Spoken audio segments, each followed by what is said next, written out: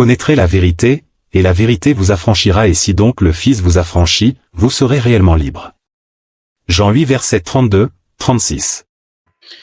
Shalom à tous nos frères et sœurs, que la paix et la grâce de notre Seigneur Jésus-Christ de Nazareth vous soit totalement multipliée. J'espère que vous allez bien. Aujourd'hui, ensemble avec notre frère Alexandre, nous allons parler sur la polygamie. Pourquoi Dieu a-t-il permis la polygamie dans l'Ancienne Alliance? Est-ce qu'aujourd'hui un chrétien ou est-ce qu'un chrétien peut être polygame? C'est ça le sujet que nous allons parler avec notre frère Alexandre. Shalom frère Alexandre, comment vous allez? Je vais bien par la grâce de Dieu. Amen. Que le Seigneur soit loué. Et voilà, mais avant qu'on puisse avancer, nous allons d'abord regarder cette vidéo et après, nous allons, mes chers frères et sœurs, par homme ne peut pas voir plusieurs hommes. Et nous allons parler de ce sujet ensemble avec mon frère Alexandre. Pourquoi Dieu a-t-il permis la polygamie dans l'Ancienne Alliance? Parce qu'il a cité l'exemple d'Abraham, de Moïse, et de Salomon et entre autres. Pourquoi Dieu a permis cela dans l'Ancienne Alliance et est-ce que dans la Nouvelle Alliance, les chrétiens, un chrétien peut être polygame? Mais avant qu'on puisse avancer, frère, voilà, je ne sais pas si vous avez un mot à dire avant qu'on puisse avancer rapidement. Et si jamais vous pouvez prendre 2 Pierre chapitre 1er et le verset 20. Je vais lire 2 Pierre chapitre 1er, le verset 20. 2 Pierre chapitre 1er verset 20. Oui. Sachez avant tout qu'aucune prophétie de l'Écriture n'est une affaire d'interprétation personnelle, car ce n'est jamais par une volonté humaine qu'une prophétie a été apportée, mais c'est poussé par le Saint-Esprit que des hommes ont parlé de la part de Dieu. Amen.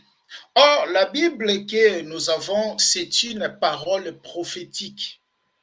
Et on nous dit qu'aucune prophétie des Écritures peut faire l'objet d'une interprétation particulière. Si nous voulons expliquer les Écritures, la Bible, c'est comme nous disons, la Bible s'interprète elle-même. La Bible s'explique elle-même. Nous ne pouvons pas prendre nos philosophies, nous ne pouvons pas prendre nos pensées humaines et les ramener dans les Écritures pour affirmer une vérité. Si nous voulons affirmer une vérité, nous devons rester dans ce qui est écrit. Vous verrez que Paul va dire dans 1 Corinthiens chapitre 4, le verset 6, « Vous avez appris de moi de ne pas aller au-delà de ce qui est écrit. » Jésus a bel et bien dit dans Matthieu chapitre 5, le verset 37, « Tout ce qu'on ajoute dans la parole vient de l'ennemi. » En parlant de ce sujet, pourquoi Dieu a-t-il permis la polygamie, bigamie dans l'Ancienne Alliance? Et est-ce qu'un chrétien peut être polygame? Nous devons retourner à la source. J'aime toujours dans des rois, après avoir Élie fit enlever, Élisée va se retrouver dans la ville qu'on appelle Jéricho, et le peuple lui a appelé, ils ont dit, voilà, nous avons, notre ville est belle, et tout ce que nous avons ici est beau, mais nous avons un problème de l'eau. Lorsque nous prenons cette eau, nous arrosons avec, voilà, nos plantes, ou les femmes, lorsqu'une femme qui est enceinte prend cette eau, provoque l'avortement. Qu'est-ce qu'Élie a fait et qu'est-ce qu'Élisée a fait?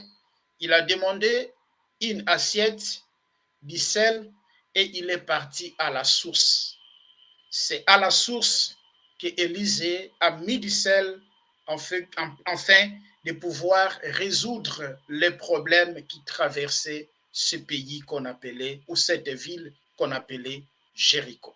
Nous allons retourner à la source, qui fit la première personne à être polygame, toujours dans la Bible.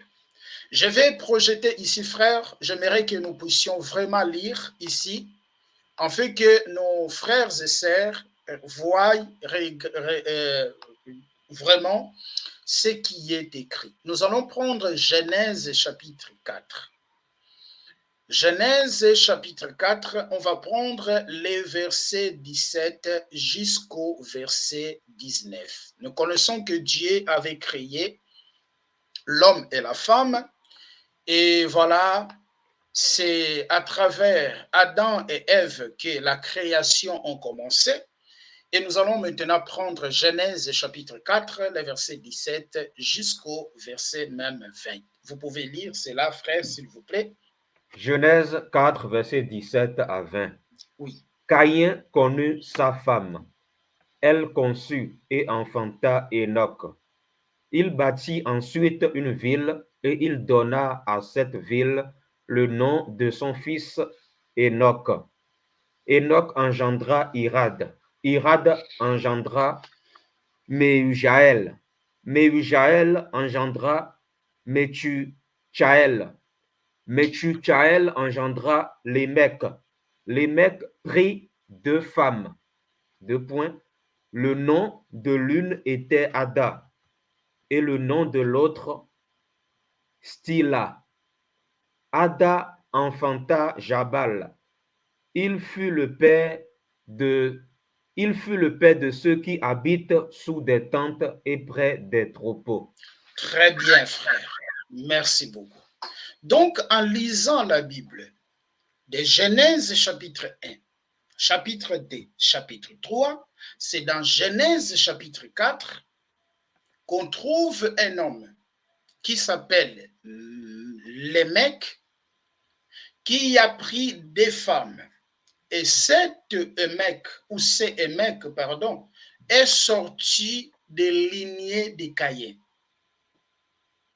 Lémec fit la première personne dans la création ou dans la Bible qui a pris des femmes. Donc le premier polygame dans la Bible, c'est pas Abraham, c'est pas Salomon, c'est pas David, c'est pas tous ces gens-là, Moïse, mais c'est Lémec. Lémec est sorti de lignée de Caïn. Maintenant, ce qui est important à noter, que lorsque nous lisons la Bible, nous voyons plusieurs hommes importants de l'Ancien Testament étaient des polygames. Je ne sais pas si je me fais comprendre. Lorsque nous lisons la Bible, nous voyons plusieurs hommes importants, plusieurs figures, je dirais, importantes de la Bible qui étaient des polygames.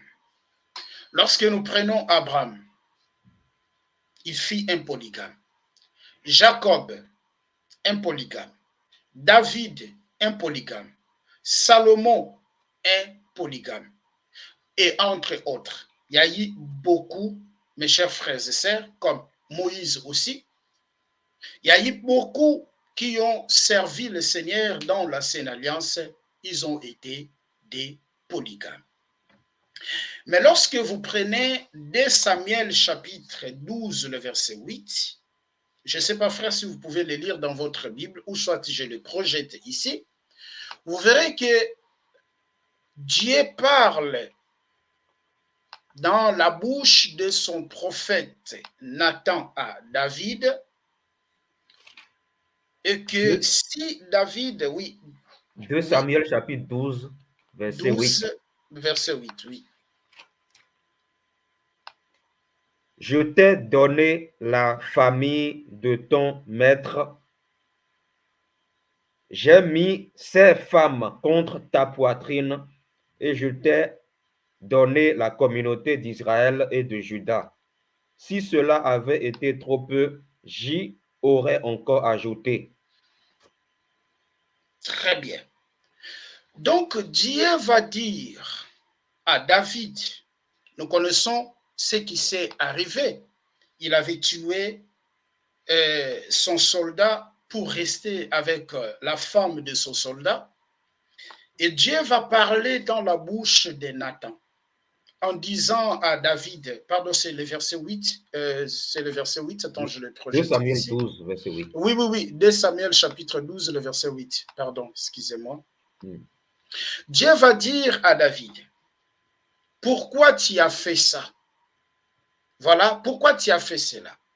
Si tu as vu que les femmes que tu as, les concubines que tu as, sont paix pour toi, tu allais me parler pour que je te donne encore en plus.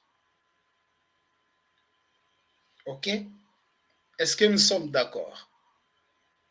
Très bien. On voit que Dieu va dire à David pourquoi il va réprimander David par rapport à l'acte qu'il avait commis de tuer voilà, son soldat est resté avec la femme de son soldat. Dieu n'était pas contre. Mais Dieu dit, si tu voyais David et que les femmes que tu as, les concubines que tu as, étaient paix, tu allais me dire, David, j'y aurais encore ajouté. C'est important. Nous sommes en train de planter des bases. Lorsque nous prenons 1 Roi chapitre 11, les versets 3. Dans 1 Roi chapitre 11, le verset 3, vous verrez que Salomon avait aussi 700 femmes et 300 concubines. On va le prendre, 1 Roi chapitre 11. Je ne crois pas que nous allons seulement faire une émission pour ça parce qu'il y a tellement de choses à expliquer.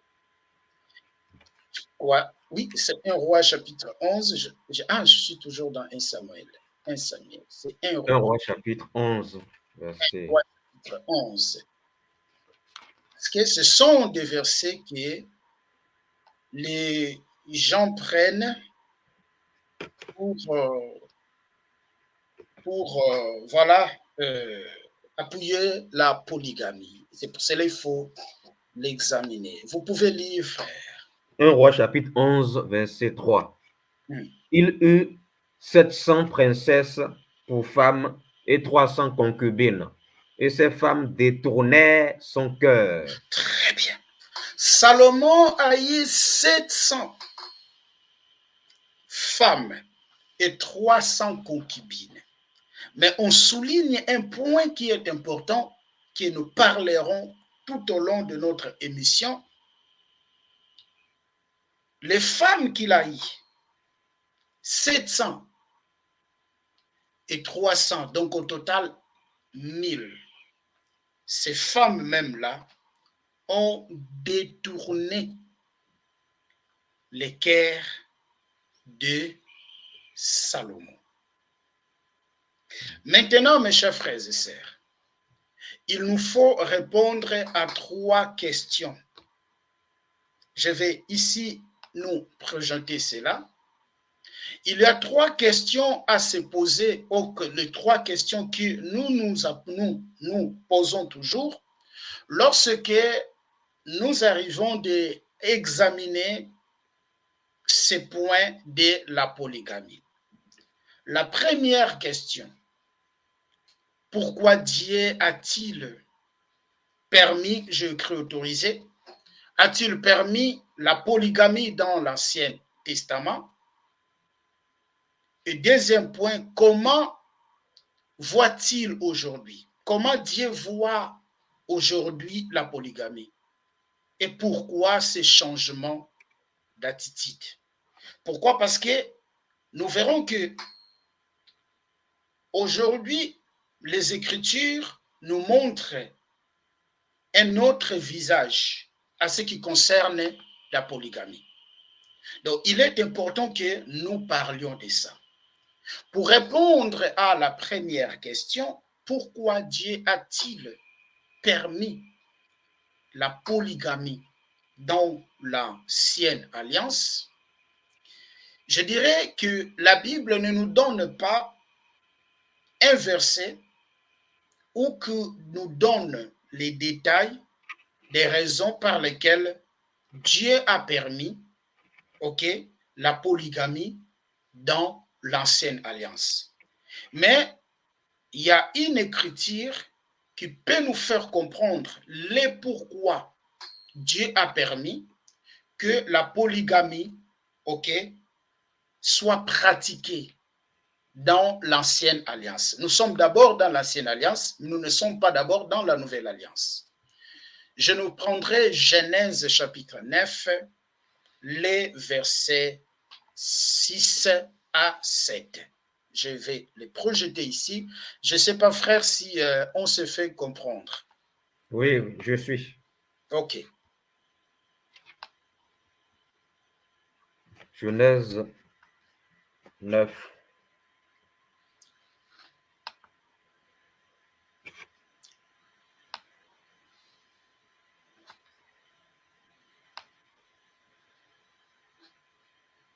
Oui. Le Okay. verset. On peut prendre seulement le verset 6, 7. Si quelqu'un verse le sang de l'homme, par l'homme son sang sera versé, car Dieu a fait l'homme à son image. Et vous, soyez féconds et multipliez, répandez-vous sur la terre et multipliez sur elle. Très bien. Après les déluge, nous connaissons ce qui s'est passé. Dieu va dire à mon Noé, soyez féconds et multipliez. Répandez-vous sur la terre et multipliez sur elle. C'est à travers ces versets que je peux dire que Dieu a permis la polygamie dans l'ancienne alliance. Pourquoi? Parce que la polygamie accélérait la croissance de l'humanité. Parce que Dieu dit, multipliez-vous, soyez féconds. OK? Multipliez-vous, soyez féconds. Pour faire quoi? Pour remplir la terre. Donc Dieu devait permettre la polygamie dans l'ancienne alliance pour accélérer la croissance de quoi? De l'humanité. Vous verrez que, mes chers frères et sœurs, Abraham pouvait prendre sa sœur en mariage, mais aujourd'hui, tu ne prendras pas ta sœur en mariage. Vous verrez que Noé pouvait se coucher avec ses filles, mais aujourd'hui, un père ne peut pas se coucher avec sa fille. Toutes ces choses étaient permises. Toutes ces choses étaient permises. Pourquoi? Parce qu'ils étaient de ce que nous appelons l'âge de l'innocence. Ils étaient dans l'âge de l'innocence. Mais à chaque époque, Dieu a un langage qu'il utilise. Raison par laquelle, lorsque nous vérifions les Écritures, nous avons 7 grandes alliances que Dieu a conquis avec les humains. Et dans chaque alliance, il y a les clauses de cette alliance. Nous avons l'alliance adamique ou l'alliance édénique avant la chute d'Adam. Il y avait c'est une alliance avant la chute d'Adam, c'est la première alliance. Et la deuxième alliance, ou je dirais même, dans l'alliance qu'on appelle l'alliance adamique, il y a deux alliances qui sont associées. Il y a l'alliance édénique, Adam avant sa chute. Il y a l'alliance après la chute d'Adam. Il y a l'alliance noétique. Il y a l'alliance abramique. Il y a l'alliance mosaïque. Il y a l'alliance davidique.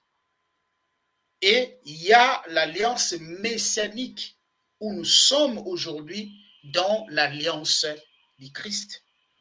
C'est pour cela, lorsque nous prenons Jérémie chapitre 31, les versets 31 à 34, Dieu a promis que je ferai une nouvelle alliance, une alliance différente de ce que je fais avec vos pères. Je ne sais pas si on se fait comprendre. Donc, dans l'ancienne alliance, pour répondre à notre première question, pourquoi Dieu a-t-il permis la polygamie dans l'ancienne alliance? C'était parce que c'était pour accélérer la croissance de l'humanité. Et maintenant, la deuxième question. Aujourd'hui, comment est-ce que, ou la question que voilà, c'est ça, comment la voit-il aujourd'hui?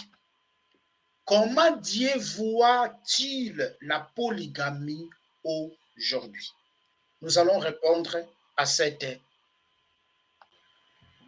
Vous verrez que, frère, au début, l'intention initiale de Dieu n'était pas pour la polygamie.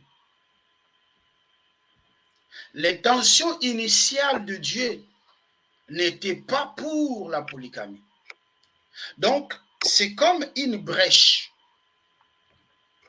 que Dieu a ouverte. Voilà, il a permis ces gens-là de pratiquer la polygamie pour accélérer, voilà, aux croissances de l'humanité. Mais son intention n'était pas pour la polygamie. Et par là, j'aimerais nous proposer de prendre Genèse chapitre 2, les versets 24. On va l'afficher ici. Je dis que l'intention initiale du Seigneur n'était pas pour la polygamie. On va le prendre ici, frère, et après, vous allez nous expliquer ce que vous comprenez de ces versets. Genèse chapitre 2, le verset 24. OK. C'est Voilà, pourquoi frère. l'homme quittera son père et sa mère et s'attachera à sa femme, et ils deviendront une seule chair. Voilà. C'est Voilà. pourquoi l'homme quittera son père et sa mère et s'attachera à sa femme et ils deviendront une seule chair. Mais lorsque nous lisons ce verset, Dieu n'a pas donné le nombre de personnes ou le nombre de femmes qui s'attacheront, une quantité de femmes, pardon, qui s'attacheront à son mari. Il dit, c'est pourquoi l'homme quittera son père et sa mère et s'attachera à sa femme et ils deviendront une seule chair. Mais maintenant, lorsque l'homme s'attache avec une autre femme, ils vont devenir ils vont devenir une seule chair. Oui, mais ça fera maintenant combien de chairs? Je ne sais pas qu'est-ce que vous en pensez de ces versets, mon frère Alexandre, avant qu'on puisse avancer. Vous avez la parole. Le Seigneur ici est en train de parler d'une seule femme à qui l'homme s'attache. Parce que au verset 25, on nous dit l'homme et sa femme étaient tous deux nus. Donc on parle de deux personnes ici. On parle de deux personnes, on ne parle pas de 3 personnes, 4 personnes, 5 personnes. Donc, voilà, on ne peut pas prendre ce passage-là pour dire que, voilà, dans un autre verset, c'est écrit que tu aimeras ton prochain comme toi-même. Et vu qu'on a plusieurs prochains, voilà, vu que c'est écrit ton, donc quand le Seigneur dit sa femme ici dans Genèse 2, 24, ça veut dire que l'homme peut avoir plusieurs femmes. Non, ça ne tient pas debout parce que le verset 25, ça montre que le Seigneur parle ici de la monogamie, c'est-à-dire un homme et une femme, c'est tout. Il ne parle pas ici de la polygamie. Voilà. Parce que s'il parlait de la polygamie ici, il n'allait pas dire au verset 25, l'homme et sa femme étaient tous deux nus. Voilà. Voilà. Donc, l'homme, il y a l'homme et la femme. La femme. L'homme Oui. et sa femme. Très bien. Donc, quand Gédéon prenait l'argument du verset qui dit que aime ton prochain comme toi-même. Donc, il prend cet argument-là pour dire que bien que c'est écrit ton prochain, et vu qu'on a plusieurs prochains à aimer, voilà, il prend cet argument-là pour dire que dans Genèse 2, 24, quand la Bible dit l'homme quittera son père et sa mère, s'attachera à sa femme, il prend ce verset-là pour dire que dans le mot, dans le groupe de mots, sa femme, lui, il inclut plusieurs femmes. Non. Voilà. Le Seigneur ne parle pas ici de plusieurs femmes. Il ne parle pas de 2 femmes ni de plusieurs femmes. Amen. Et le verset 25 l'atteste parce que pour comprendre un verset, en fait, voilà, il faut lire aussi la suite. Voilà. La suite, en fait. Il faut lire la suite. C'est ce que Gédéon n'a pas fait dans son discours. Voilà. Merci, frère. Donc, on comprend que le verset est clair. Le plan initial de Dieu, c'est l'homme avec sa femme. Le verset ne nous dit pas que l'homme quittera son père et sa mère et s'attachera à ses femmes. Non, la Bible n'a pas dit qu'il s'attachera à ses femmes. Parce que si la Bible disait qu'il s'attachera à ses femmes, là, on pourrait dire que depuis l'origine, Dieu avait déjà autorisé la polygamie. Mais ici, on nous dit que l'homme s'attachera à sa femme. Et j'ai aimé ce que vous avez précisé. Dans le verset 25, l'homme et sa femme étaient tous deux nus et ils n'avaient point honte. Donc, dans la pensée de Dieu, l'homme doit avoir une seule femme à l'origine de ce qui a créé, de ce qu'il a établi. C'est comme ça. Mais vous verrez que, mes chers frères et sœurs, il a essayé d'expliquer ça ne signifie pas une seule femme. Il a donné l'exemple des prochains. Mais vous verrez que lorsque vous prenez Deutéronome, chapitre 17, les versets 14 à 20, Dieu autorise, nous allons l'explication claire de sa femme. Je ne sais pas, frère, si vous pouvez les lire dans votre Bible Oui. rapidement. Deutéronome 5. Deutéronome chapitre 17, le verset 14 à 20. Deutéronome 17, versets Oui, 14 à 20. C'est oui, ça? oui. Deutéronome 17, versets 14 à 20. Hum. Lorsque tu seras entré dans le pays que l'Éternel ton Dieu te donne. Non, Deutéronome chapitre 17, c'est le verset 14 à 20. C'est là où vous êtes? Oui, oui, Deutéronome Ok, 17, ok, verset allez, allez. 14 à 20. Oui, Verset 14. oui. Lorsque tu seras entré dans le pays que l'Éternel ton Dieu te donne, lorsque tu le posséderas, que tu y auras établi ta demeure et que tu diras, deux points, je veux établir à ma tête un roi comme toutes les nations qui m'entourent. Tu établiras à ta tête le roi que l'Éternel ton Dieu choisira. Tu Hum, prendras un roi du milieu de tes frères. hum, Tu ne pourras pas te donner un roi étranger qui ne soit pas ton frère, seulement qu'il n'ait pas un grand nombre de chevaux et qu'il ne ramène pas le peuple en Égypte pour se procurer beaucoup de chevaux. hum. Car l'Éternel vous a dit, vous ne retournerez plus par ce chemin-là, Hum. qu'il n'ait pas un grand nombre de femmes, afin que Ah, son cœur, allez, qu'il, allez, allez. voilà, je relis le verset 17, Oui.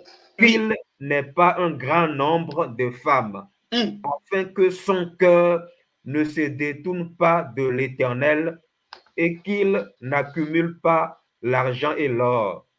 hum, Quand il montera sur son trône royal, il écrira pour lui dans un livre une hum. copie de cette loi qu'il prendra auprès des prêtres, les Lévites.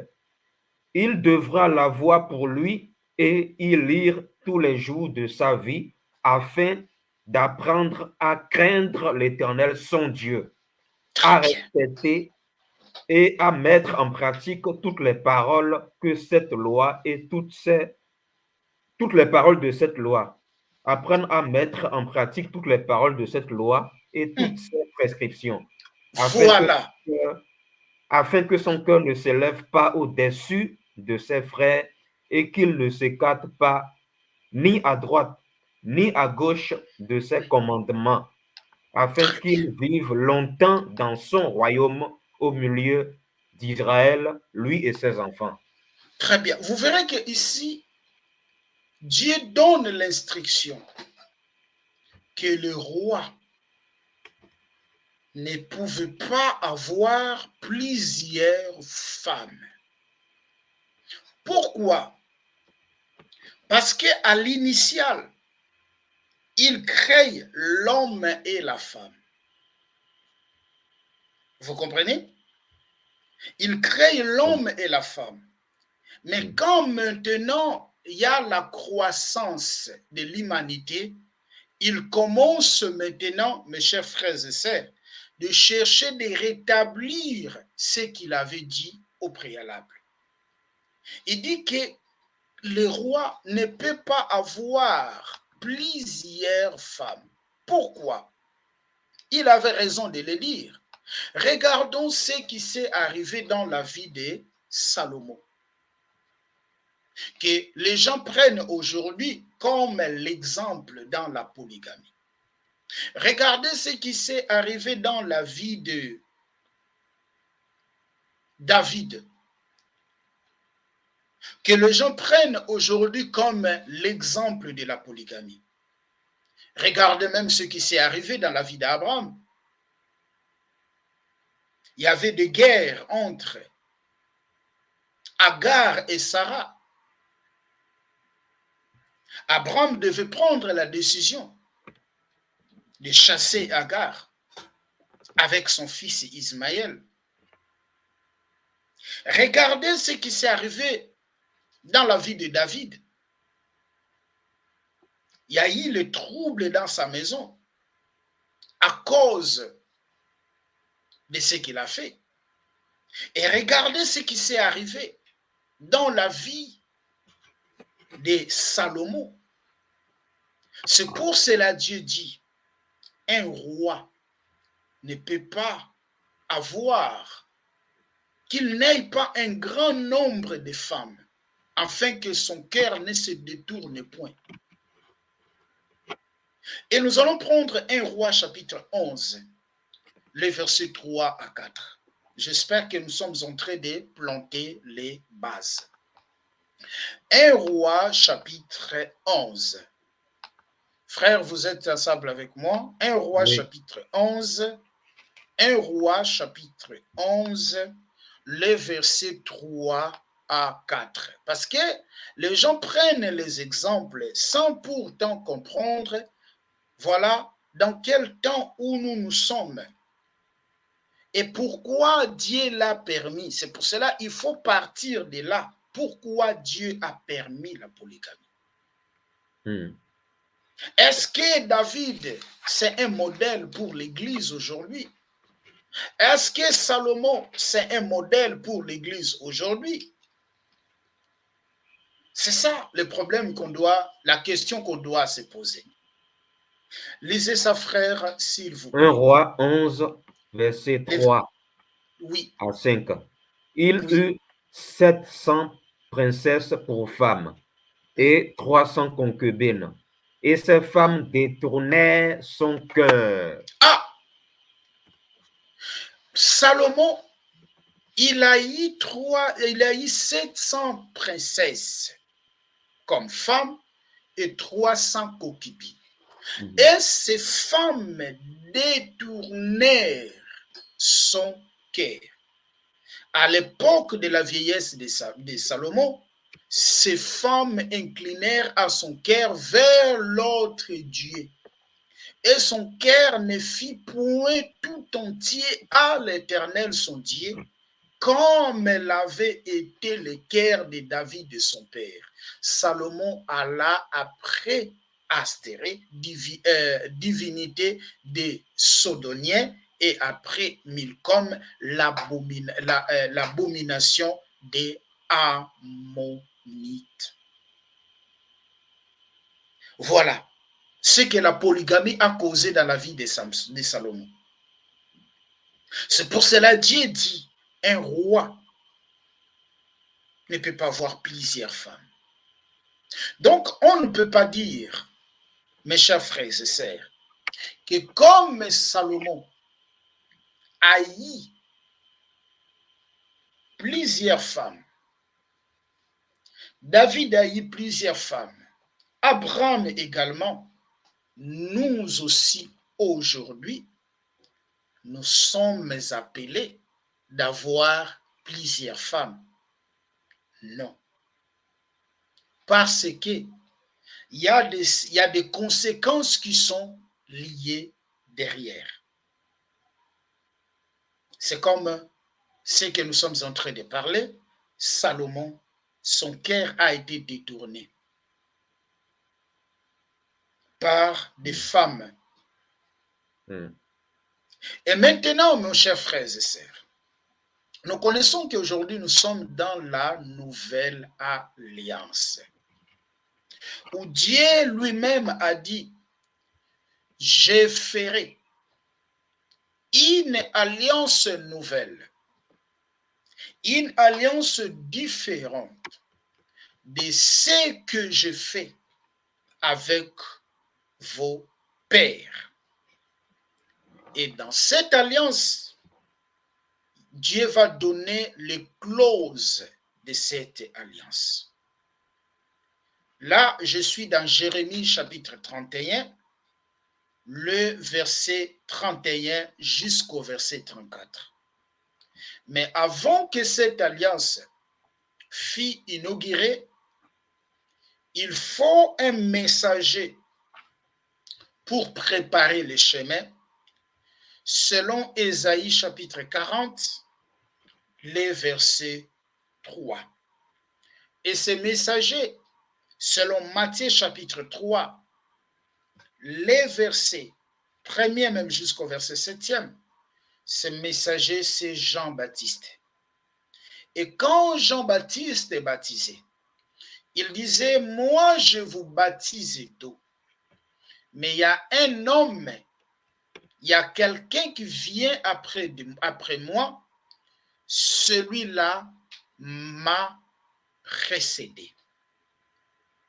Et il vous baptisera du Saint-Esprit et du feu.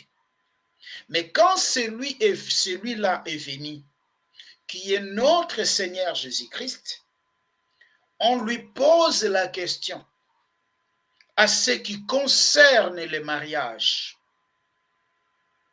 Qu'est-ce que Jésus a dit? Quelle était la réponse de notre maître? Nous allons prendre Matthieu chapitre 9. On va seulement prendre même Matthieu chapitre 9, nous allons le lire avant qu'on puisse prendre les épîtres des apôtres, ce que les apôtres ont parlé. Matthieu sur 19. Matthieu chapitre 19. Matthieu chapitre 19, on va prendre les versets 3 jusqu'au verset 6, frère. Lisez ça, s'il vous plaît. Matthieu 19, Oui. versets 3 à 6. Hmm. Les pharisiens l'abordèrent et dirent, pour l'éprouver, est-il permis à un homme de répudier sa femme pour un motif quelconque? Il répondit, n'avez-vous pas lu que le Créateur au commencement fit l'homme et la femme et qu'il a dit, c'est pourquoi l'homme quittera son père et sa mère et s'attachera à sa femme, et les deux deviendront une seule chair. Ainsi, ils ne sont plus deux, mais ils sont une seule chair. Et l'homme donc ne sépare pas ce que Dieu a joint. Très bien. Lorsque le Seigneur Jésus-Christ vient, le maître des maîtres, le Seigneur des seigneurs, le créateur de toutes choses, on lui pose la question sur ces sujets, il va prendre au commencement. Il ne va pas dire ce qu'Abraham a fait. Il ne va pas prendre ce que Salomon a fait. Il ne va pas prendre ce que David a fait. Il ne va pas prendre ce que Jacob a fait. Il retourne au commencement. Dieu créa l'homme et la femme. C'est pour comprendre et que, c'est pour nous faire comprendre et que, ou j'aimerais nous faire comprendre que la polygamie, même dans l'ancienne alliance, ce n'était pas la volonté de Dieu. Mais c'est justement une permission. Dieu a permis cela pour un but. Mais après, on doit retourner au commencement. Or, Jésus est venu restituer toutes choses. Il est venu restituer toutes choses, faire, mes chers frères et sœurs, accomplir tout ce qui est écrit. Mon frère, même si nous entrons dans la révélation, il y a une révélation sur toutes ces polygamies-là. Dans la révélation, la polygamie d'Abraham s'explique beaucoup de choses dans la révélation. Même la polygamie de Salomon, même la polygamie de David, même la polygamie de Jacob. Si nous entrons dans le monde, pardon, dans le domaine de la révélation, vous verrez que ça explique des choses. Et les gens sont totalement à côté. Jésus, c'est que nous disons notre Seigneur, celui que nous appelons notre Maître. Il a dit au commencement. Il n'a pas dit Abraham. Il n'a pas dit Moïse, il n'a pas dit Jacob, il n'a pas dit non, il a dit au commencement. Pourquoi? Parce qu'il est venu pour rétablir toutes choses. Or, la Bible nous dit et que l'ancienne alliance, vous pouvez lire justement, nos frères, s'il vous plaît, lisez dans votre Bible, Romains chapitre 15, le verset 4. Romains chapitre 15, le verset 4. Parce que les Romains gens s'appuient, oui, 15, Romains verset chapitre 4. 15, le verset 4. Or, tout ce qui a été écrit d'avance l'a été pour notre instruction, afin que, par la persévérance et par le réconfort que donnent les Écritures, nous possédions l'espérance. Très bien. De tout ce qui est écrit dans la... C'est pas pour que tu le pratiques, mais c'est juste pour que nous regardions comment est-ce que Dieu a travaillé avec ces gens. Aujourd'hui, nous sommes en Yehoshua, en Jésus, c'est lui notre modèle. Paul dit, soyez mes imitateurs comme moi-même, je le fis de qui? De Christ.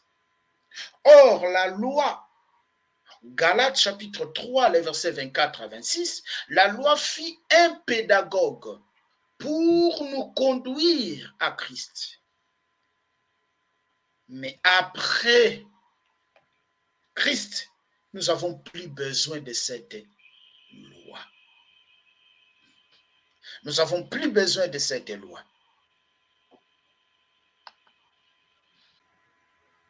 Voilà, frère. Et lorsque nous prenons également Hébreux chapitre 7, les versets 11 à 12, je ne sais pas, frère, si vous pouvez les lire. Oui. Hébreux chapitre 7, les versets 11 à 12, s'il vous plaît, mon frère. Hébreux 7, versets 11 à 12. Oui. Si donc la perfection avait été possible à travers le ministère des prêtres lévitiques, car c'est bien sur lui que repose la loi donnée au peuple. Était-il encore nécessaire que surgisse un autre prêtre établi à la manière de Melchisédek et qu'il soit présenté comme n'étant pas établi à la manière d'Aaron? Puisque le ministère de prêtre a été changé, il y a nécessairement aussi un changement de loi. Très bien. Aussi longtemps que la loi, l'alliance est changée, il y a nécessairement le changement de loi.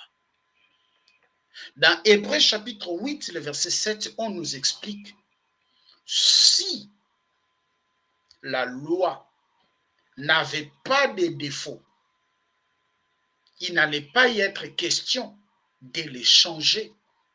Si l'ancienne alliance, n'avait pas de défauts, il n'allait pas y être question de les remplacer par la nouvelle alliance. L'Église que nous sommes, nous ne sommes pas fondés sur ce qu'Abraham a dit. L'Église n'est pas bâtie sur ce qu'Abraham a fait. L'Église n'est pas bâtie sur ce que Jacob a fait. L'Église n'est pas bâtie sur ce que Moïse a fait. L'Église n'est pas bâtie sur ce que Salomon a fait. Mais l'Église est assise sur le fondement posé par des apôtres, où le Seigneur Jésus-Christ est la pierre angulaire. Paul dit, étant un sage architecte, j'ai posé les fondements.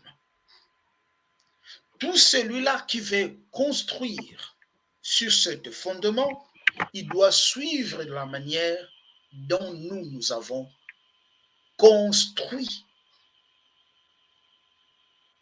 1 Corinthiens chapitre 3, les versets 10 à 11. Donc, le modèle de l'Église, ce n'est pas Abraham, C'est pas Moïse, mais c'est Jésus-Christ de Nazareth. Et lui, il vient nous dire qu'au commencement, Dieu a créé l'homme et la femme.